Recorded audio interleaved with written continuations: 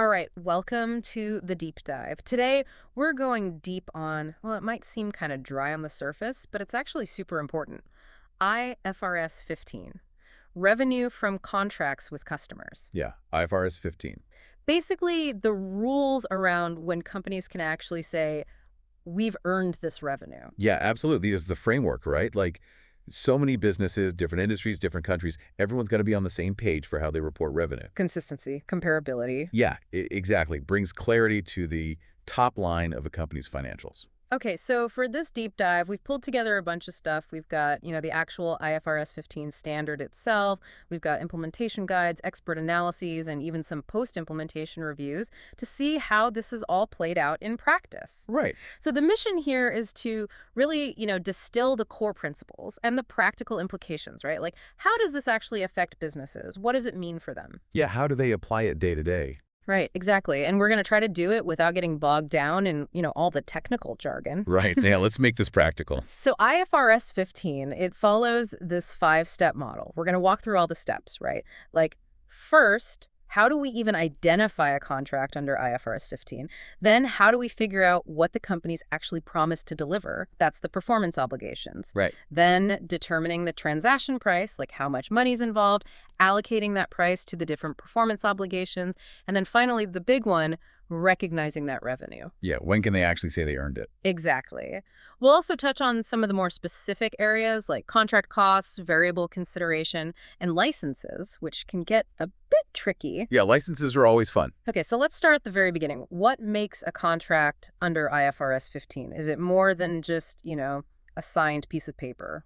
Yeah, so at the core, it's an agreement. Right. It creates enforceable rights and obligations between parties. Legally enforceable. Yeah, exactly. Yeah. So it doesn't have to be just that formal written document. It could be oral. It could even be implied by customary business practices. You go to the coffee shop every morning. Oh, interesting. So like a regular pattern can create a contract. Yeah, that routine can be enough. Okay, so no signature required in some cases. But for IFRS 15 to actually kick in, are there specific criteria? Yeah, for sure. So it has to be approved by all the parties involved. Everyone's got to be on board. Those rights and payment terms, they got to be clearly spelled out. Yeah, know who gets what and when. Exactly right. And there has to be this commercial substance, as they call it. Commercial substance. What does that actually mean? Basically, it means the contract will actually change the company's future cash flows. Like the amount, the timing, the risk. It can't just be theoretical. Makes sense. Has to have some real-world impact. Right. And the company also has to believe that they'll actually collect the money they're owed. Oh, right. Probable collection. And I remember reading that even like potential discounts and stuff need to be considered here. Yeah, exactly. So when they're assessing that probable collection, they have to consider things like their past practices. If they always give discounts or price concessions, They got to factor that in. yeah, they have to bake that into their initial assessment of how much they'll actually collect.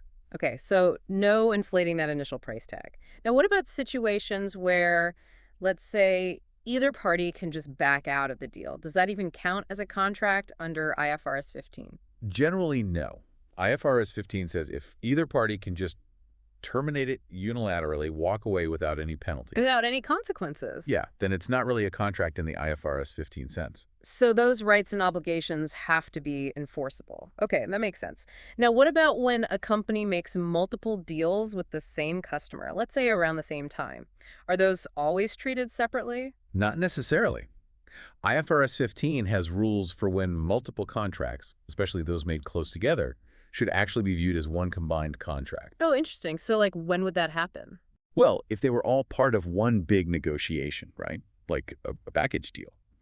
Or if the price in one depends on the other, or if those goods and services promised across all the contracts, they all kind of blend together into one performance obligation from the customer's perspective. Yeah, like buying a new car, you might also buy the extended warranty, the service package, all at the same time. Exactly. It's all part of that one big decision. Feels like one transaction.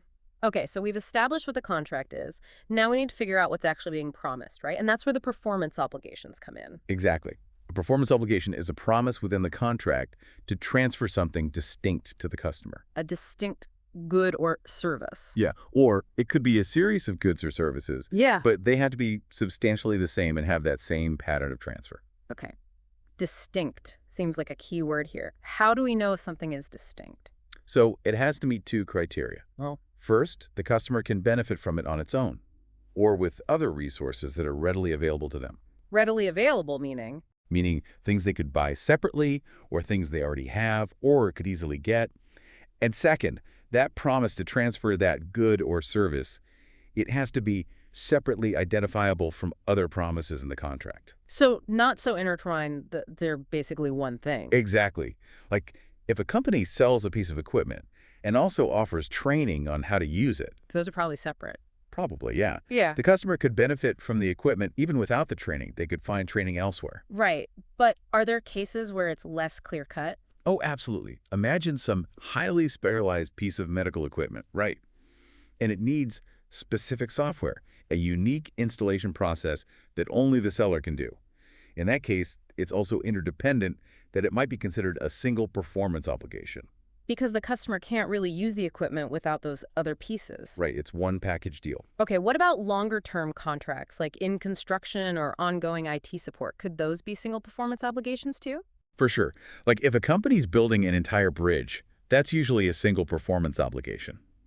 Even though there are lots of components and services involved, the customer wants that completed bridge. The end result is what matters. Exactly. Same with a multi-year IT support contract. It might be a bunch of similar services over time, but it's ultimately fulfilling that one need for ongoing support. So it's about understanding the big picture, the customer's ultimate goal. And I remember reading that it's not just about what's explicitly written in the contract, right? There's this idea of implied promises. Oh yeah, that's important. Companies have to consider not just the written stuff, but also any implicit promises. Yeah. Things that create a reasonable expectation with the customer. Like, if a software company always provides free updates, Even if it's not in the contract. even if it's not explicitly stated, that could be seen as an implied performance obligation. Okay, so really understanding the entire arrangement, what the customer is reasonably expecting. All right, so we've got the contract, we've broken it down into performance obligations. Now we get to the part everyone cares about, the money. How do we determine the transaction price under IFRS 15? It seems like it can be more than just the listed price, right? Yeah, it's not always straightforward. The transaction price is the consideration a company expects to receive in exchange for transferring those goods or services. And that includes not just fixed amounts in the contract. But also something called variable consideration. Right, variable consideration. Variable consideration. What falls under that? Think discounts, rebates, refunds, bonuses, penalties, anything that can change the final amount. Even non-cash consideration. Non-cash. Like, what does that mean? Like if the customer pays with goods or services instead of money. Bartering, basically. Oh, interesting. Okay, so if a company offers a volume discount, they can't just assume everyone will qualify and recognize the full price. No, they have to estimate how much of a discount they'll realistically give. And IFRS 15, does it give any guidance on how to do that? It does. There are a couple of methods. One is the expected value method. Which is? Basically, you weigh the probabilities of different outcomes. Like, how likely is it that a customer will buy enough to get a 10% discount versus a 20% discount? Okay. And the other method? The other one's the most likely amount. That's just the single outcome you think is most probable. So they pick the method they think's most accurate, and they have to stick with it for similar contracts? Consistency? Exactly. But what happens if there's a lot of uncertainty around that estimate? Can they just book the whole amount right away? Good question. That's where this idea of a constraint comes in. A constraint. Yeah, on variable consideration. Basically, they can only recognize revenue to the extent it's highly probable a significant reversal won't happen later. Highly probable. That's pretty cautious. It is. It's to prevent companies from jumping the gun, recognizing revenue they might have to adjust later. So, like, if they don't meet performance targets or customers return a bunch of goods? Exactly. The recognized revenue has to be reliable. Now, what about when a company pays consideration to the customer? Okay, yeah, like when a retailer charges a supplier a fee to stock their products. Right, those slotting fees. That usually reduces the transaction price unless the company's getting a distinct good or service in return. So in the slotting fee example, the supplier's revenue would be reduced by that fee. Right, because they're essentially paying for shelf space. Makes sense. And I remember reading about the time value of money, too. When does that come into play? So if there's a significant delay between when goods or services are transferred and when payment is received, And that delay provides a benefit of financing to either the customer or the company. Like if a customer gets years to pay for a big piece of machinery. Exactly. Then that promised amount of consideration needs to be adjusted to reflect the time value of money. To reflect what the cash selling price would have been. So the revenue recognized up front would be lower. Right, to account for that interest element.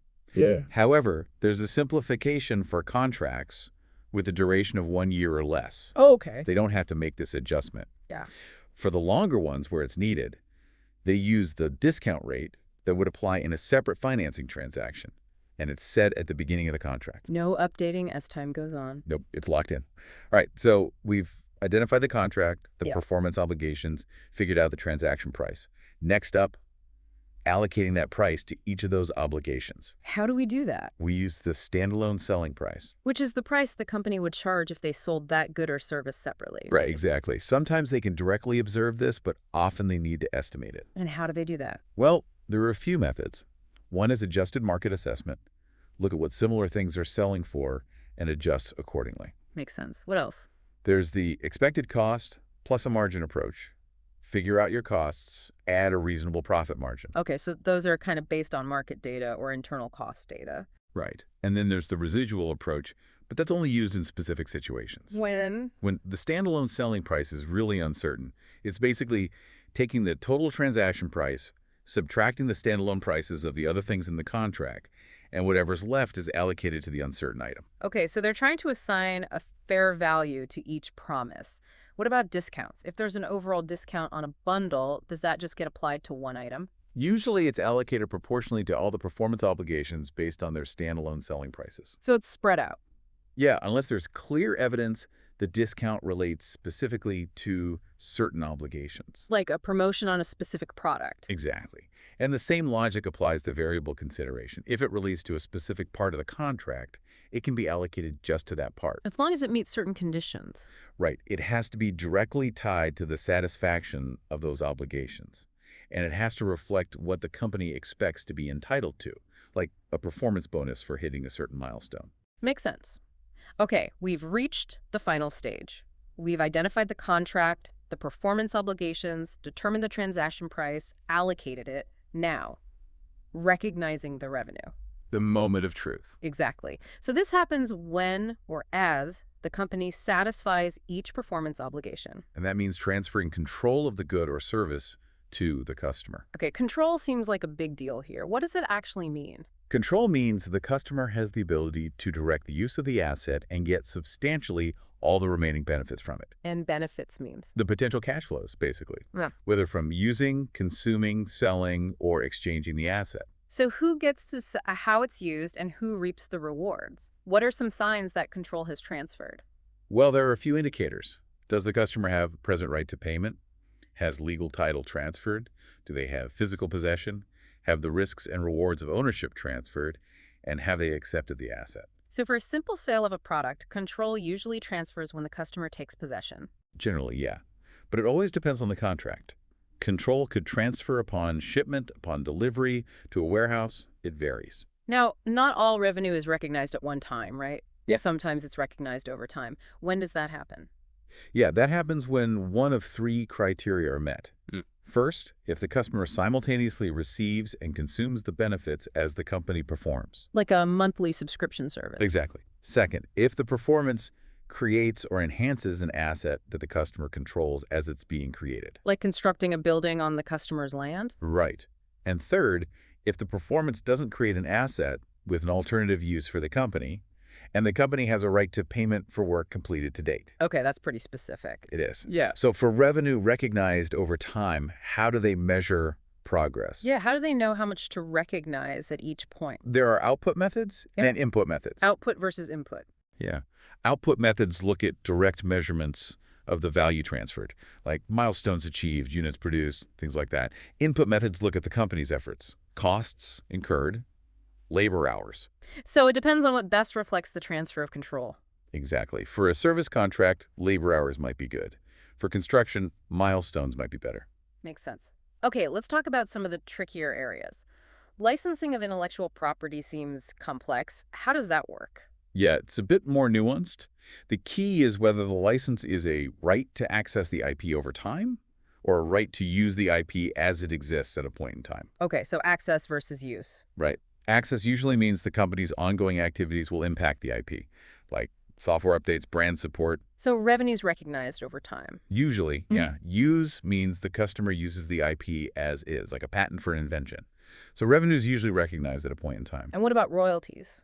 Royalties based on the customer's sales or usage are recognized when those sales or usage happen. Makes sense. What about sales with a right of return? That's pretty common. Right. So they recognize revenue for a product they expect won't be returned. They also set up a refund liability for expected returns. And an asset for the right to recover those returned products. Exactly. And what about bill and hold arrangements? That's when the customer buys goods, but the seller keeps holding them. Right. For revenue recognition there, the customer has to specifically request it. There has to be a valid business reason. The goods have to be identified as belonging to the customer, and the seller can't use them for anything else. So it's pretty strict. Okay, now let's talk about the costs involved in all this. How does IFRS 15 handle contract costs? So there are costs to get a contract and costs to fulfill a contract. Incremental costs of obtaining a contract, like sales commissions. Those are treated differently. They are. Those costs are recognized as an asset if the company expects to recover them. Costs to fulfill a contract are capitalized as an asset if they relate directly to the contract, generate resources for future performance obligations, and are expected to be recovered. So they're spread out over the contract's life. Generally, yeah. Amortized and expensed as the related revenue is recognized. Now, IFRS 15 has been around for a bit. How did companies transition to this new standard? Yeah, what was that process like? They had a couple options. They could apply it retrospectively, restate their prior financials as if they'd always used IFRS 15. That sounds like a lot of work. It could be. Or they could use a modified retrospective approach, recognize the cumulative effect as an adjustment to their opening retained earnings. Okay, so a bit simpler. Yeah. And there were some optional simplifications for certain types of contracts. And what about the ongoing reporting? What do companies have to disclose about their revenue under IFRS 15? They had to disclose quite a bit. It's all about helping users understand the nature, amount, timing, and uncertainty of their revenue. So a lot of transparency. Exactly. They break down revenue into categories, talk about performance obligations, judgments made, and assets recognized for contract costs. Enough detail to be helpful, but not overwhelming. Right, that's the goal. Now, how does IFRS 15 fit with other accounting standards? Does it cover everything? Good question. It has a broad scope, but it excludes some things that are covered by other IFRS standards. Leases, insurance contracts, financial instruments. Those are separate. Yeah. And if a contract has elements under both IFRS 15 and another standard, there's guidance on how to handle that. Okay, so it's all interconnected. It is. We've really covered a lot of ground today. IFRS 15, it's clearly a fundamental standard for understanding a company's financial performance. It really is. And it sounds like the reviews have been pretty positive, bringing more clarity and comparability to revenue reporting. That's the goal. A consistent approach globally. So, to recap, the 5-step model. Identify the contract, identify the performance obligations, determine the transaction price, allocate that price, and recognize the revenue. Right. Each step requires careful analysis of the specific contract. Absolutely. And when you think about it, IFRS 15 really highlights how much a company's industry and their specific deals with customers shape their revenue recognition. It's not one size fits all. Definitely not. So here's something to ponder. Think about a software company with cloud subscriptions versus a retailer selling physical goods, or a construction company versus a consulting firm. How would their revenue recognition patterns differ under IFRS 15? This deep dive should give you a good starting point for thinking through those kinds of scenarios. Thanks for joining us as we navigated the world of IFRS 15. Thanks for having me.